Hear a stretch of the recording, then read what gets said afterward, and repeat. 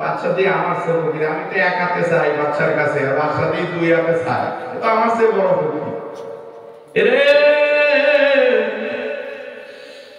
বাচ্চা হইয়া আল্লাহর কাছে যদি হাত পাইতা, যে বাচ্চার টাকাই না আমাদেরকে ভিক্ষা দেয়, আমি ফকির আজ থেকে নিয়ত করলাম আর কোনদিন বাচ্চার কাছে আমি টাকা চাইব না, টাকা চাইব।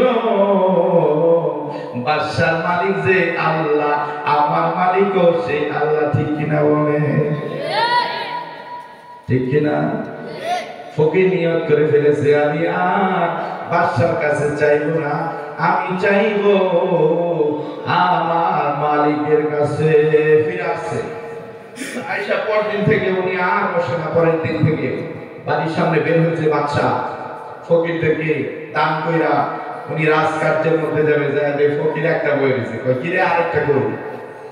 উনি আসছে, ওইদিকে আসছে। উনি খেয়াল করে দেখে সে আর ভিক্ষা করে না, তসবিহ হাতে লইয়া পড়তাছে সুবহানাল্লাহ সুবহানাল্লাহ সুবহানাল্লাহ সুবহানাল্লাহ সুবহানাল্লাহ, জিকির করতেছে, মানে আল্লাহর ডাকতেছে।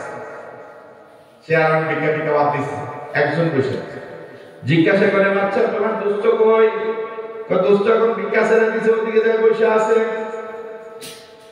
বাচ্চা নজর করিয়া দেখে সে আর ভিক্ষা করে না, সে তসবিহ তাহলিলে ব্যস্ত আছে। কিন্তু বাচ্চা যে নিয়ত করে আসছিল ওই টাকাটা ফকিরকে দিয়ে দিছে, আর ওই টাকাটা তার কাছে পৌঁছায়া দিছে। ভিক্ষুকের কথা হচ্ছে মানুষের কাছে আইনা চাইতে রাজি না, বাচ্চা হওয়ার পরে যদি আল্লাহর কাছে চাইতে পারে, আমি চাইতে পারবো না কেন? ঠিক না বল? হুজুর যদি আল্লাহর কাছে চাইতে পারে, আমরা সাধারণ মানুষ, আমরা চাইতে অসুবিধা আছে? আল্লাহ কি কেউ বাপ দাদার খাওয়া করা? সবারই আল্লাহ। এই জন্য চাইতে হবে কার কাছে? আল্লাহর কাছে চাইতে হবে। এর নাম হচ্ছে তাওহীদ। এই ঈমান যার সঠিক নাই, তার কোনো কিছুই ঠিক হবে না।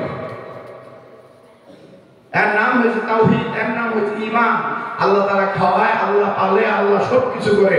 আল্লাহ আমাদের বানাইছে, আল্লাহ জমিনে বসে আছি, আল্লাহর আসমানের নিচে আছি, আবার সুম্মা ইলাইহি তুরজাউন, আবার চলে যাব আমরা আল্লাহ তাআলার কাছে। ঠিক কিনা বলেন বন্ধুরা আমার?